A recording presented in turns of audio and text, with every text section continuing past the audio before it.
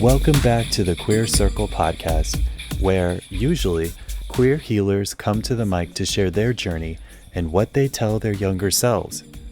My name is Billy, the creator of the podcast, and while often you don't hear me, today we're going to be doing something a little different. In this podcast, we focus on the circle and what is contained by it. Within the circle, we explore the lived experience of queerness and all of its intersections. But there's something outside that circle that I wanted to take an episode to talk about. For those who are outside the circle, wondering what they can do to support Black, trans, queer, marginalized lives, we are highlighting allyship in action as a model of possibility. I'm happy to invite both personal friends, Kaylie and Kelly, here today to talk about allyship and what that looks like in real, actionable ways. Welcome to the Queer Circle, Kaylie and Kelly.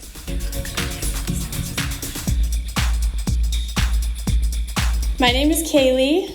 My pronouns are she and her, and I'm an acupuncturist and herbalist practicing in Los Angeles on Tongva land, and I'm also the founder and board member of Inclusively Well. Hi, my name is Kelly, pronouns she, her, and I am a Black acupuncturist and herbalist based in Los Angeles, also on Tongva land, and I am the owner of Revolt Acupuncture and Herbal Medicine, and also a board member for Inclusively Well. I know both Kaylie and Kelly because we went to school together. I shadowed Kaylie as an intern and was struck by her conscientious, gentle style of patient care. So when she told me about Inclusively Well, I had to know what she was cooking up. Yeah, so Inclusively Well was sort of a long time coming and a short time coming for me. It is a nonprofit that is a sponsorship fund for acupuncture. So basically people can apply and priority goes to people within under-resourced communities, so BIPOC, people with disabilities, LGBTQIA, and so they apply for a sponsorship and they get 6 treatments paid for from the fund. And it's treatments that are with acupuncturists in their private practice, so they get the full experience and high quality of care.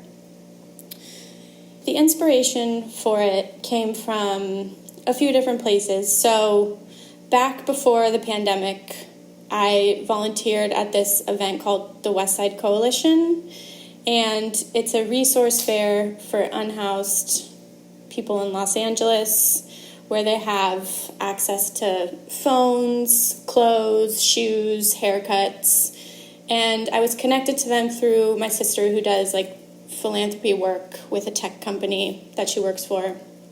And so she was like, would you be interested in doing acupuncture there? And I was like, yeah, totally. So it's a 4-month thing that they do, and I was coming in the second month to start doing acupuncture, and they do it during the winter months.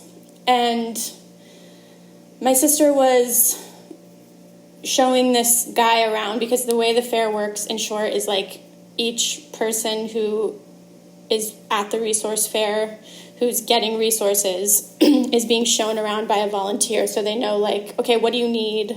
Let me take you to the places you need to go.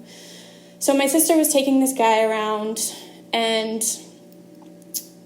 he had Bell's palsy, and he was talking about how he really wanted to get acupuncture, but he could never afford it, and it was just not within his reach, because he had heard through the grapevine that acupuncture is great for Bell's palsy, and he was so embarrassed about the way that he looked. And so she was like, oh, well, we're going to have an acupuncturist here next month. And she said that his face just was shocked, and he had tears in his eyes, and I thought she was being sort of dramatic when she was telling me about it, just to make me excited. But then when we went the next month, he was the first in line, and he was so excited and so grateful. And, you know, when we went the month after that, he was the first in line again. And I just, specifically with Bell's palsy, not to get too much into it, but like, he needed more treatments. He needed consistent treatment, and he needed like access to care that he didn't have. And so I was like, I wish that there was something like that he could get, where he could get treatment, not have to pay for it, someone else could pay for it, and he could get like consistent care for a period of time. So I thought about doing that within my own practice, having some sort of sponsorship where people could donate, and then COVID happened, so that sort of just fell to the wayside. And then during the pandemic and after George Floyd was killed, I had an offering of free acupuncture for Black people in the community in LA.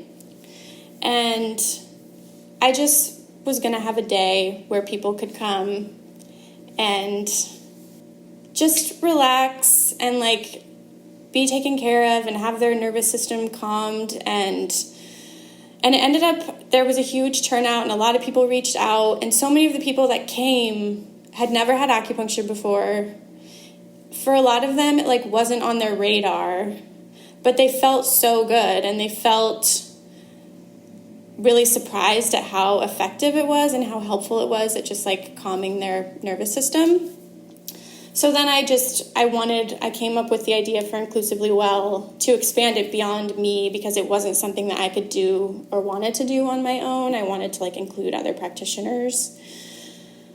So yeah, that is the long When Kaylee was in story. early stages of building Inclusively Well, we spoke over the phone about some of the ideas.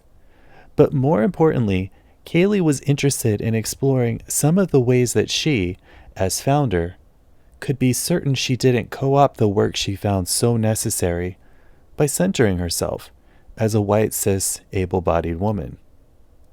This level of care, previewing the potential pitfalls and setting up accountability, is something I admire about all true allies, but especially Kaylee. So I'm interested in hearing what specific ideas she came up with. I think it's really important to have a really diverse board, but also a really diverse practitioner directory. And I also think it's really important within our medicine to like uplift Black practitioners, and to also, I think this Inclusively Well is only a small part of this. There are other organizations that are doing work in this, and it's a big issue, but just the access to becoming an acupuncturist for Black people, I think, is a really big problem. So just highlighting Black acupuncturists is important. And then also for the whole directory, I think it's really important to make sure people are getting compensated, because we do work really hard, and the work that we do is special, and it makes a big difference, and our medicine can really change people's lives. And I know with my own experience with doing community acupuncture and charging a lesser fee, I often have to rush in a way that I don't want to rush, and in a way that I don't want the people who are getting these sponsorships to feel rushed. I want them to like get the highest quality of care, as if they were paying like top dollar for their treatment. It's important to have a diverse board, because it's important to have people like making decisions for the organization who actually have these lived experiences that I don't have. And so, I chose to ask Kelly to be on the board. I mean, Kelly's just like a really rad person if you know her. But also, she has the lived experience of being Black and queer, and she also has been doing this work for a long time. And if you, when I was thinking about who I wanted to ask, first of all, she was excited about the initiative when I sent out that initial email.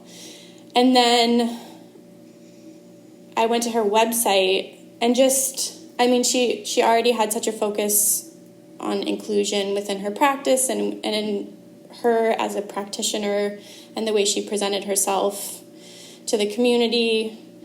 And so, yeah, I was so nervous to ask her to be on the board because I really wanted her to say yes. And then she did. And I've seriously, I knew going into this that, I obviously don't know. I don't have all the answers. I'm going through my own processes with being an ally and understanding my own privilege and how I've been part of these oppressive systems. So I knew, having someone like Kelly on the board and Sinai, that I was going to learn a lot. But I feel like in such a short amount of time, I've really learned a lot from Kelly, which I'm super grateful for.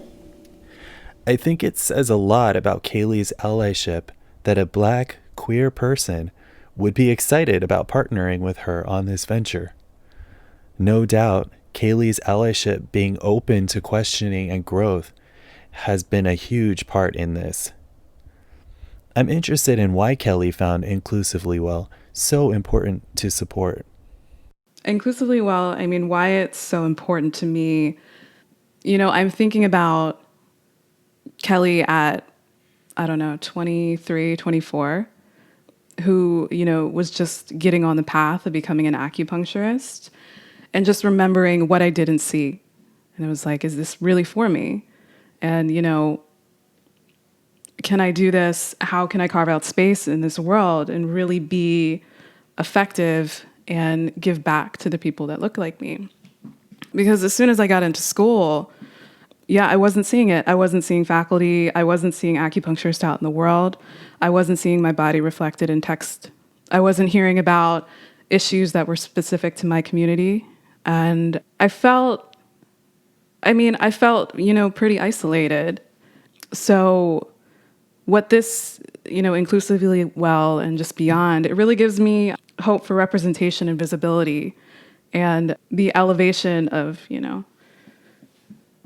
people that look like me who can really, in a lot of ways, reclaim this medicine because, it's just as much theirs as anyone else. Being the founder and board member while not centering herself is a task Kaylee feels up to, thanks to the support of her POC board.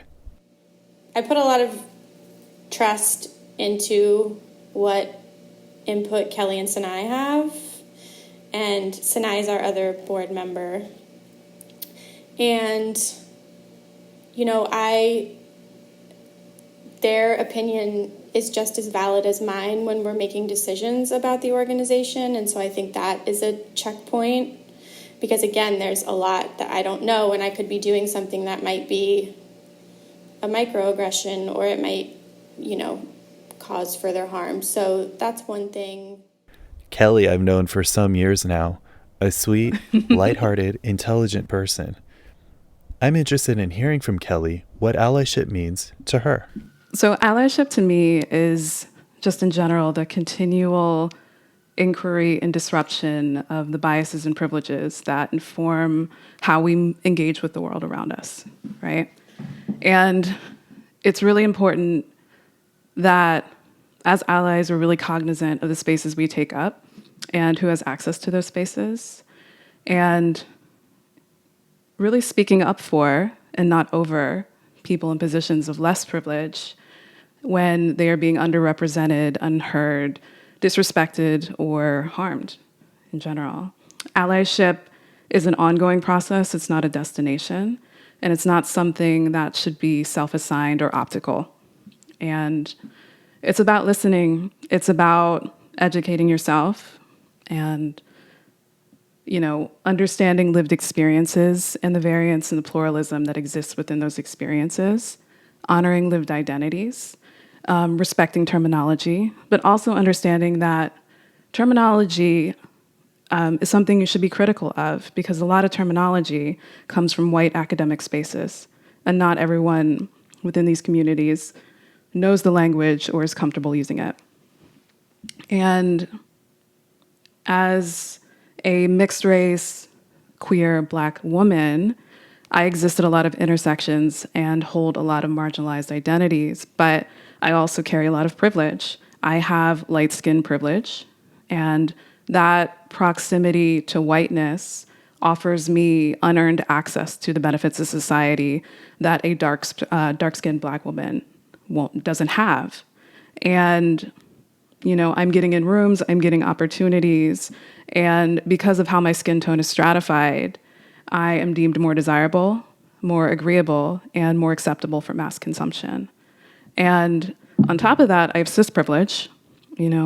I don't have to worry about being misgendered or being denied healthcare access, and able-bodied privilege too. So really, in these spaces, and there's more privileges I have, I would say those are the dominant ones, but it's really important for me to make sure that I'm using my privilege for people who have less privilege, to make sure they're taking up as much space as I am, if not more, and that I'm calling them in and elevating them. And this is especially important if I'm in a position where I have influence over the structural integrity of a system. And lastly, just back to what is an ally? It's about taking correction. We're human, we're flawed, we're going to get it wrong. But I think what's really important in those spaces and those interactions is leading with compassion. And when you accept that correction, your response shouldn't be centering yourself. And you really need to be integrating that feedback so you can do better next time. To me, allyship means being of support and asking questions rather than trying to act like I know the answer or guess what the answer is or assume what the answer is, but to, as a cis white woman, to ask someone who exists within these marginalized communities, what is it that you need? What is it that makes you feel safe, comfortable, rather than making the assumption. And I think it's also uplifting the voices of these communities and, again, listening rather than being the one talking all the time. And constantly checking myself. For me, as I'm trying to be an active ally, really asking myself, okay, why am I doing this? What am I doing this for? Making sure that I'm not centering it on myself. And it's really easy to recognize how problematic it is when I have those moments where my ego gets involved. And so, just really having people around me that can also check me and check my privilege and hold me accountable for the work. I know, being a minority, a person of color and queer person, that safe spaces don't really exist. Even in safer spaces, there always seems to be an element that encroaches on us being who we are in our fullness. And that is a challenge that Inclusively Well has to both acknowledge and work to improve. I'm interested in hearing from Kelly, a Black queer woman, how Inclusively Well is working to take care of their most vulnerable patients. Like Kaylee mentioned earlier, one of the biggest things for Inclusively Well, especially with me coming on board, was making sure that these people were being sent to spaces where they feel safe and affirmed. That was number one, just because I know in my experience I've had, as a Black patient, as a Black student, as a Black acupuncturist, I've been harmed in healing spaces. So it was one of the most important things. And yeah, and doing it this way, I think we all, like I said, have work to do. And, it's not enough. 6 treatments isn't enough, but it's a start. And on kind of a wider scope, it doesn't mean anything if you treat them and you go back to who you were, or you're not constantly re-examining and reflecting on what you've done in those spaces and how you've helped or harmed people in those spaces. So I think by making that available, because a lot of people don't know where to start, and a lot of people can perform that they do and still cause harm. So this is a kind of a safe way for people to, dig in, do better, learn, and also help the community as a whole. Because when you are expanding, your knowledge, your education, your forms of not being a vector of toxicity and harm, it's helping everyone in the community. Obviously, the people are getting healed, but it's helping our profession. I didn't mention this in the beginning, but part of the initiative is making sure that the people that we're sending these sponsorship recipients to are really doing the work themselves. Because the last thing we want to do is send someone to a place where they are further harmed or it's not a safe enough space for them. And so, because a lot of people, we just did our first cohort and gave out our first batch of sponsorships, which is amazing and exciting. And a lot of the people that applied have had bad experiences in healthcare, and so I think that was just a validation of okay, we really need to make sure that we're sending people to safe spaces. So when people sign up for the directory, the practitioners, they have to go through a series of questions, just asking them, what's your experience like working with these communities, and what does anti-racist work mean to you? Why do you want to be a part of this directory and part of Inclusively Well? And so I think it's really important to ask those questions, because that's a huge part of our mission, just as much as giving away these sponsorships. Another inspiration behind Inclusively Well is my mom, who's disabled and uses a wheelchair. She, I watched her struggle through all the healthcare systems, but specifically I watched her, I don't even think I had started school yet, or no, I had started acupuncture school. And I knew how much, I don't know if I started acupuncture school, but I was into acupuncture and I had gotten it myself and I knew how great it was. And so I convinced her to go see an acupuncturist.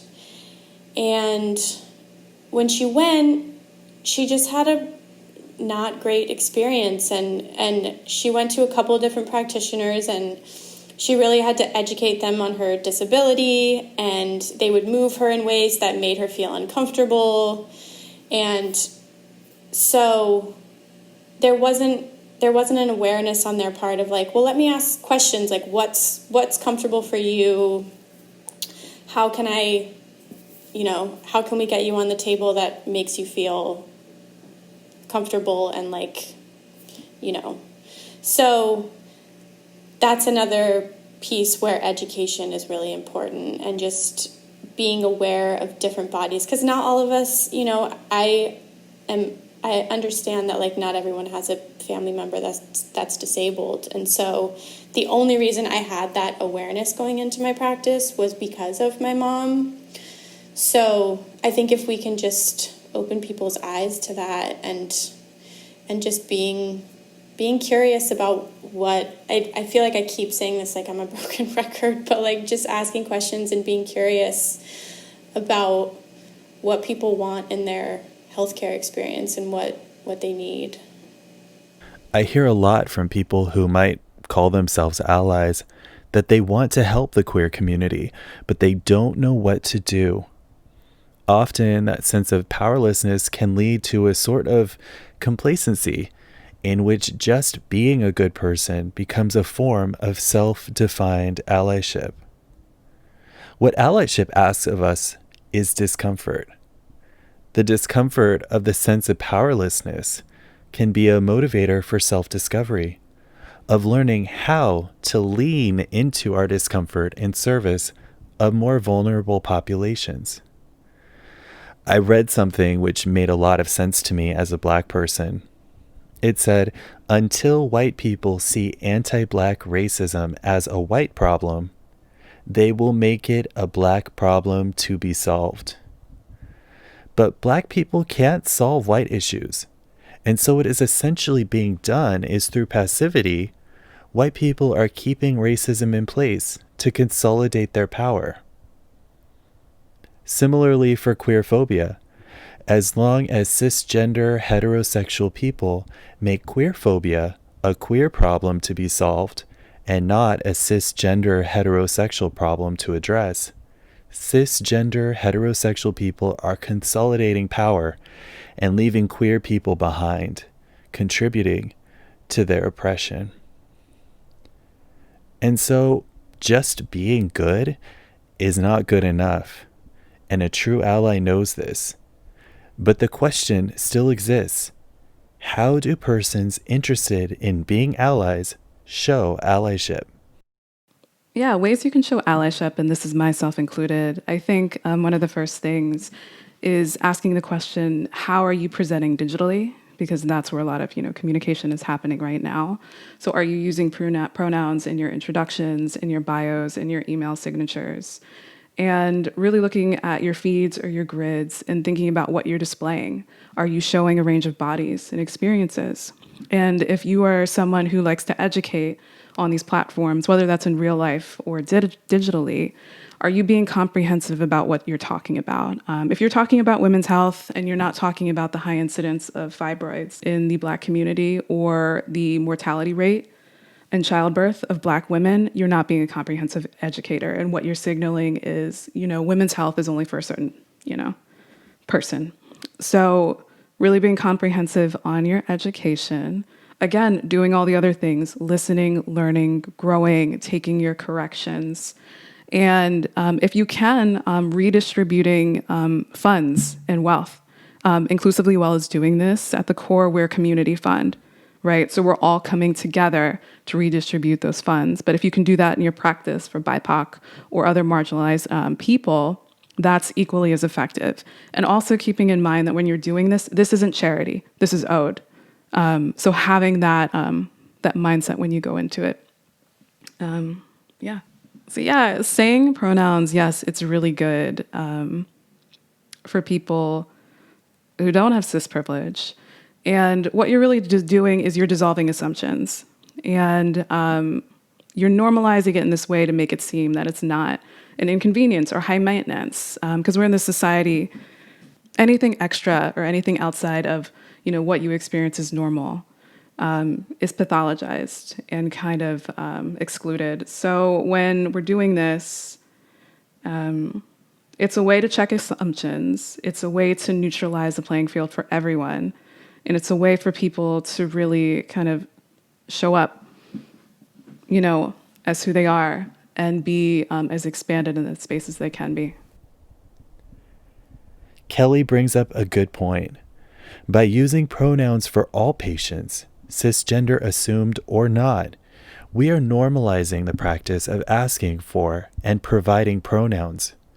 While cisgender patients who are not yet allies may scoff at this practice and question it, it offers an opportunity for the ally to call them into allyship.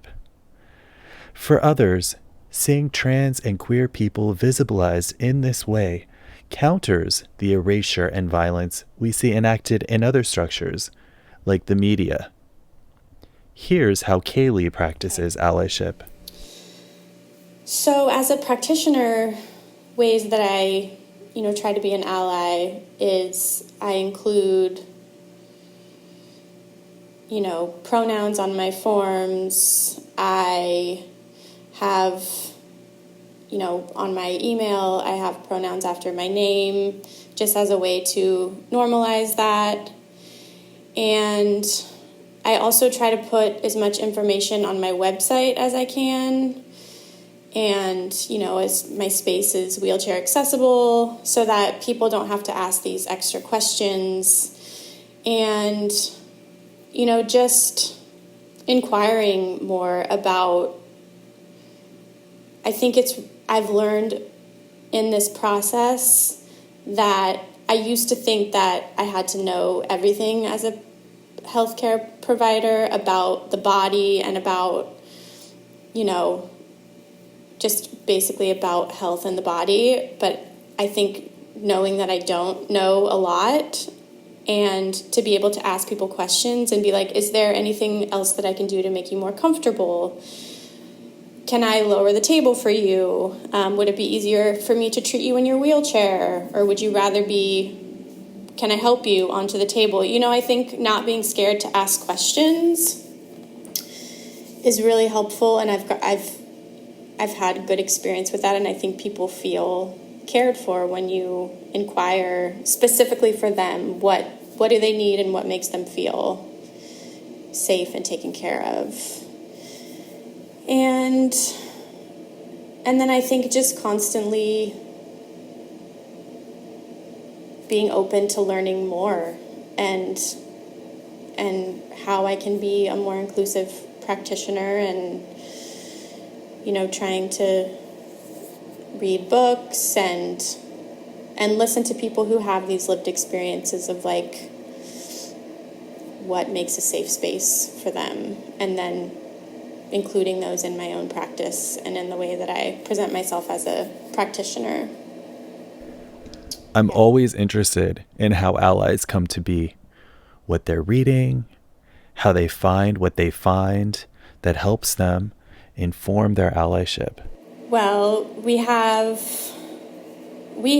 for Inclusively Well, we created a what we're calling an informed clinician syllabus. So that's on our website, and it basically just has a bunch of resources like books, podcasts, what else? I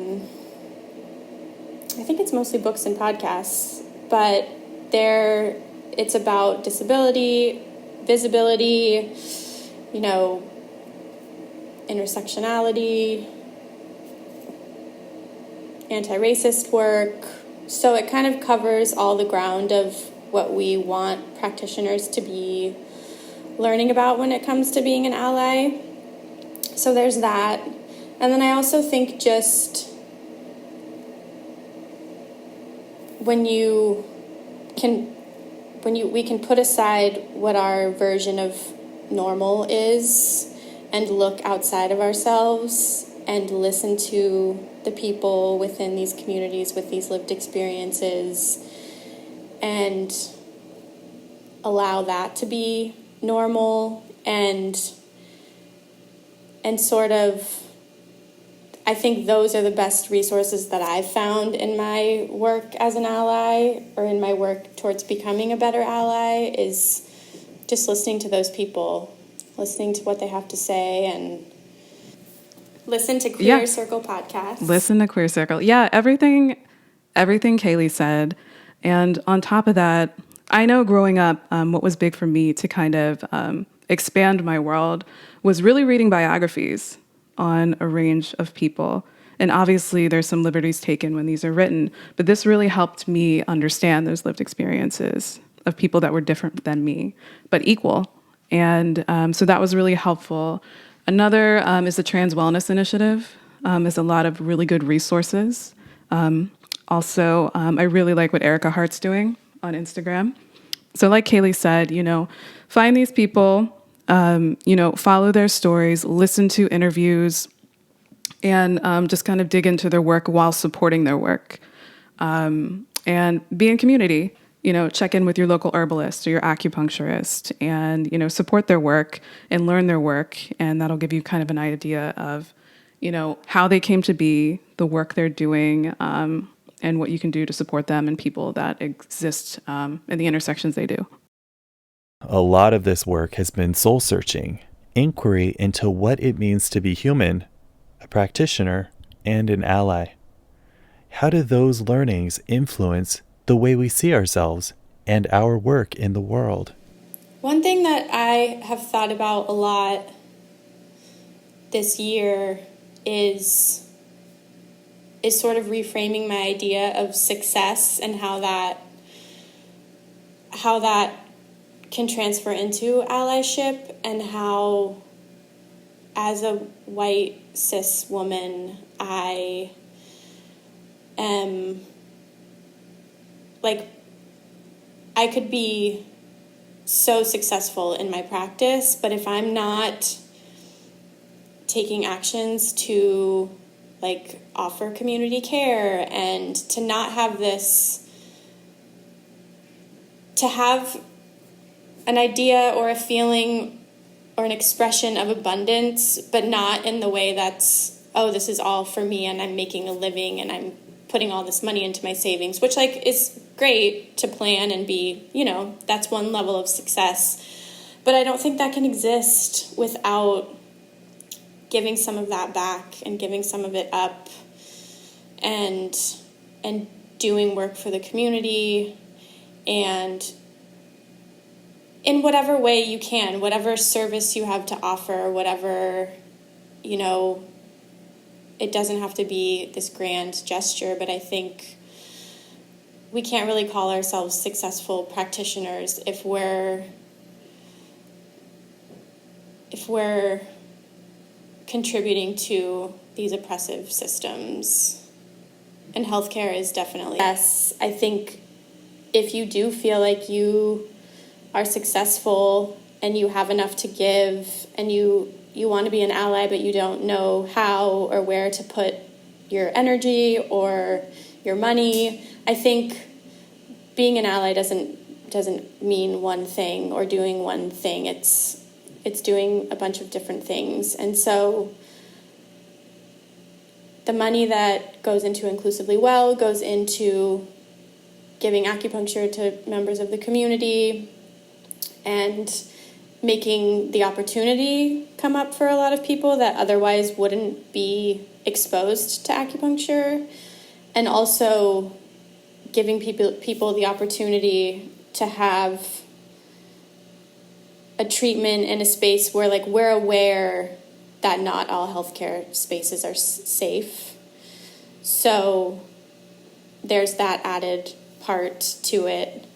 And so for people who have had good experiences with acupuncture, this is a great way to give back and to give people the opportunity to access that medicine and experience it. Yeah, and just to build on that, when you're donating, you are supporting collective healing. And as a society, we're only as liberated as our most vulnerable populations, which is the populations that we're treating. So, this is going in it for everyone, obviously specifically, but this is really something that's just bigger than the people we're helping. It's on a larger scale for society. Inclusively Well already started off with a big bang, and excitement is building for their plans in 2021. So the plans for 2021, obviously expanding to more cities in the United States. We would love to offer more treatments to our sponsorship recipients. And we would love to have more collaborative partnerships within our community, do more community events, and just continue to bring more and more people into our initiative that are different and elevate their voices so we can be a truly inclusive space. Thank you for joining us today, Kaylie and Kelly.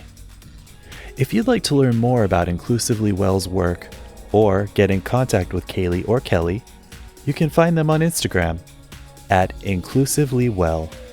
Kaylie can be found at Hopper Acupuncture and Kelly at Revolt Acupuncture.